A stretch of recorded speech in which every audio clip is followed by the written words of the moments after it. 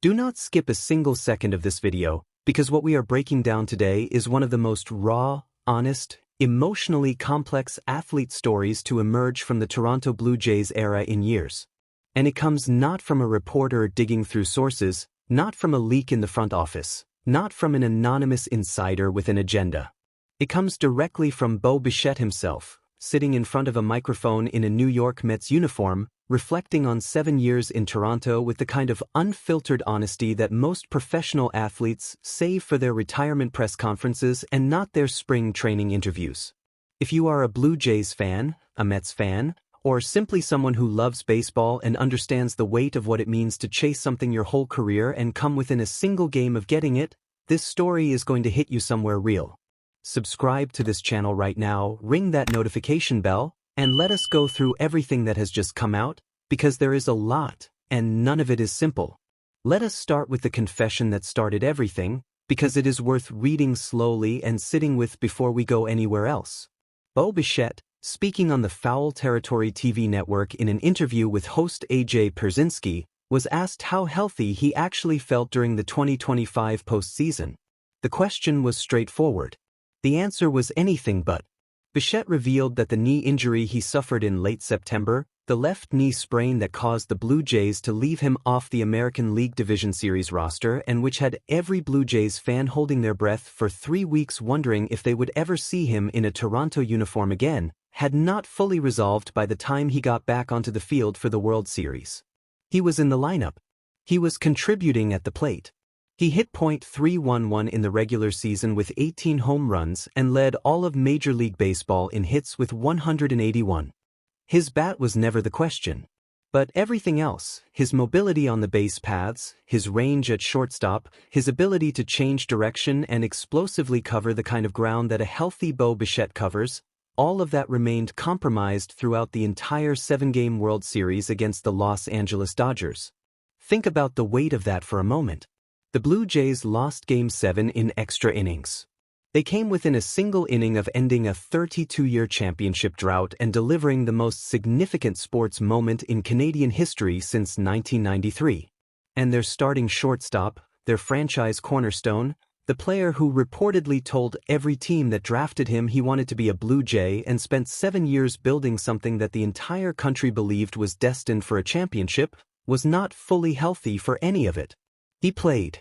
He gave everything he had. He did not tell anyone, at least not publicly. And the Blue Jays lost in 10 innings of Game 7. Whether Bichette's limited mobility on the bases cost them a run they needed, or whether his diminished range in the field allowed a ball to get through that a healthy version of him swallows up, is impossible to quantify. But the knowledge that he was not 100%, confirmed only now, months after the series ended, adds a layer of tragedy to an already devastating loss that Blue Jays fans are going to be processing for a very long time. And the story does not end with the knee. Because while Bichette was sitting on the Foul Territory TV network talking about what his body went through in October, a separate but deeply connected thread was unraveling on another podcast at almost exactly the same moment. Former Blue Jays infielder and 3-time MLB All-Star Whit Merrifield appeared on the 6-inning stretch podcast with host Lindsey Dunn and said something that stopped every Blue Jays fan who was listening in their tracks. Merrifield said he knew for a fact that Bichette loved Toronto, loved the Jays, loved the city, loved the fans. And then he said, there was some stuff along the way that happened with Bo and the coaching staff. He described the relationship as tainted. His exact framing was of an employee and employer dynamic that had deteriorated behind the scenes, where both sides still respected the professional arrangement but where something had happened, something specific enough that Merrifield knew about it and felt comfortable referencing it publicly, that had changed the nature of the relationship in a way that made the parting both inevitable and sadder than it needed to be. What was that thing? Merrifield did not say specifically. But the broader context around the departure fills in enough of the picture to understand why the relationship had frayed. The Toronto Sun's Steve Simmons, one of the most connected and often controversial voices in Canadian sports journalism, reported the most damning detail of all. The Blue Jays were never in the game for Bichette this offseason. They did not lose him in free agency. They chose not to pursue him. Simmons wrote that the front office of Mark Shapiro and Ross Atkins had never cared a whole lot for Bichette, going back, remarkably, to the act of firing the scout who originally recommended drafting him in the first place. The same organization that made him the centerpiece of their franchise identity for the better part of a decade, the same franchise that benefited commercially and competitively from everything Bichette brought to Toronto, had apparently decided, long before the World Series, that he was not part of their long-term plans. They signed Kazuma Okamoto for $26 million less than the Mets paid Bichette. They acquired Andrés Jiménez to play shortstop. They built the 2026 roster without a conversation that, by multiple accounts, was never seriously initiated. For a player who reportedly told teams at his draft that he wanted to go to Toronto, who spent 7 years trying to deliver a championship to one of the most passionate fan bases in North America, who played through a knee injury in the World Series without telling anyone, who stood at his post-game microphone after Game 7 and said he would remember this group forever and that it was probably the most valuable lesson of his career, the idea that the front office never intended to bring him back stings with a particular kind of cruelty that no amount of organizational strategy can fully sanitize. And yet Bichette himself, in the Foul Territory interview, was not bitter. He was reflective. He spoke with the measured perspective of someone who has genuinely processed the experience rather than someone who is managing a public image. He talked about using everything he learned in Toronto to help the Mets in their own chase for a title. He talked about the urgency he carries into New York, forged specifically in the crucible of knowing how fast a championship window can close. He talked about not looking at the past with regret but rather looking at it to learn. These are not the carefully workshopped soundbites of a player with a PR team monitoring every word. These are the reflections of a 28-year-old who went to the World Series with a bad knee, watched it end in extra innings, spent the winter in a different city signing a contract with a different organization, and is now sitting in Port St. Lucie, Florida, trying to figure out who he is on the other side of all of it. Now let us talk about the Mets side of this story, because New York did not sign Bo Bichette to be a sentimental destination for an athlete processing organizational trauma. They signed him because the Francisco Lindor injury crisis created an urgent need for an infield presence with championship-caliber offensive production and legitimate postseason experience, and Bichette, at $126 million over 3 years, represented the clearest available solution. The 3-year deal is shorter and less financially overwhelming than the $300 million that Bichette's camp initially targeted in free agency, and it reflects the market's assessment of a player whose defensive profile and injury history tempered the enthusiasm that his offensive production alone would have generated. He ranked near the bottom of all major league shortstops in sprint speed by the end of 2025, which was a direct consequence of the knee issues that had accumulated over the second half of the season.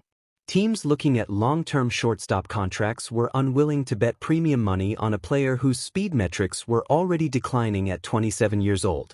But at third base, which is where the Mets intend to play him now that Lindor is locked in as the franchise shortstop, the defensive demands are significantly reduced and the offensive profile becomes the primary story.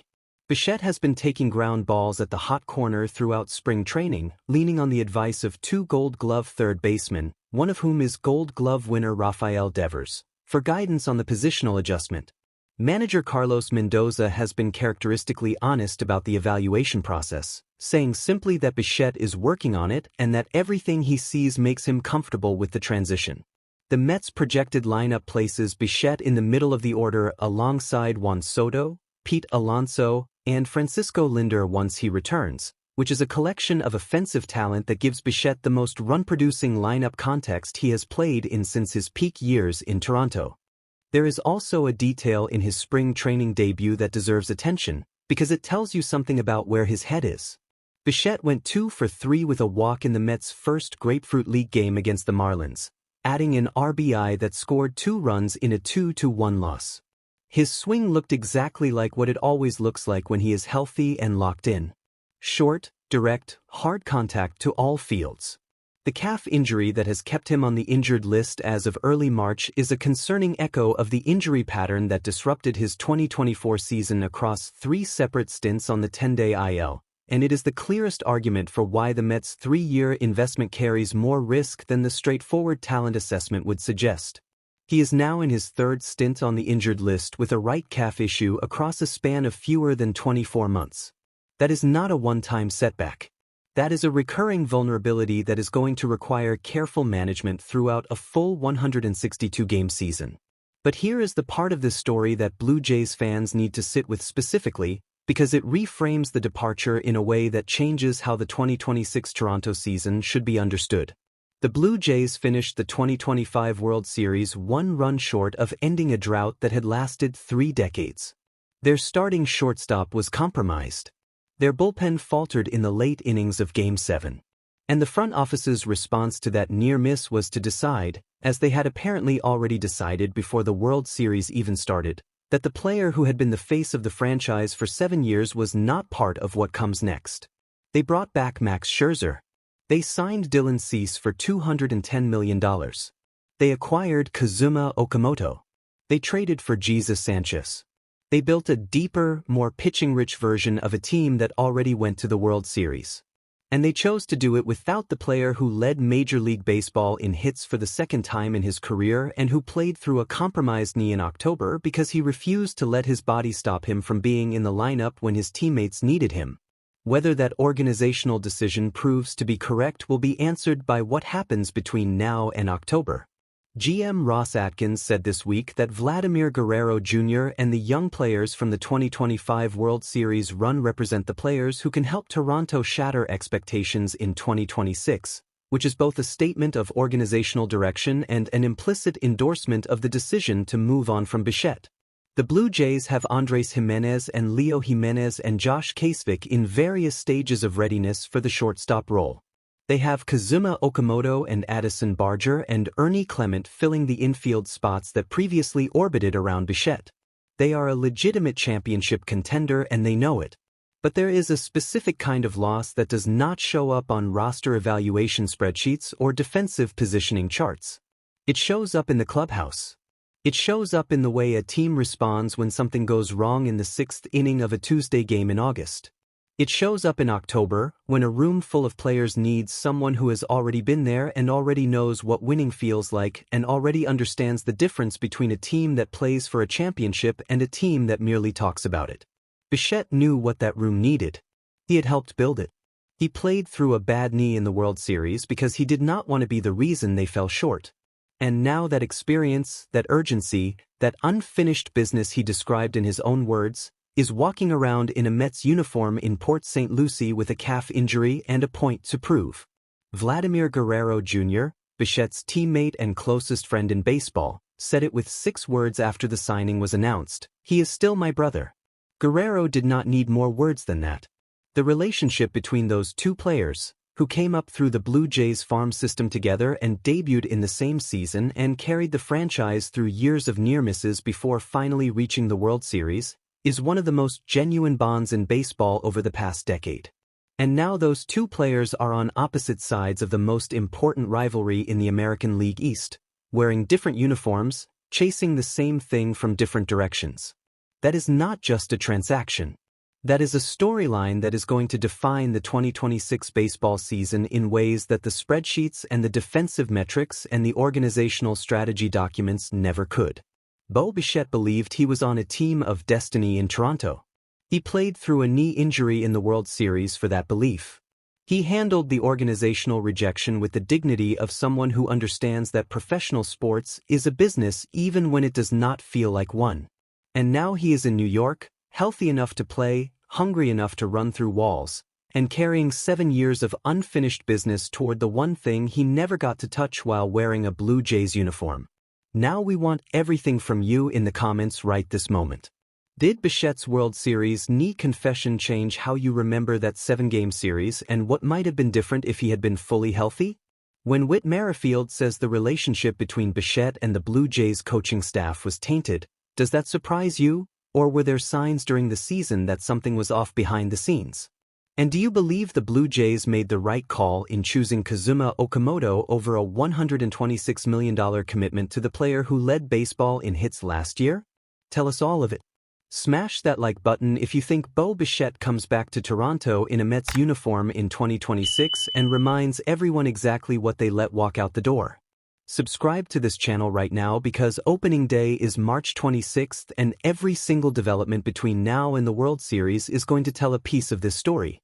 Share this video with every Blue Jays fan and every Mets fan you know, because this is the kind of baseball story that lasts. Let us go.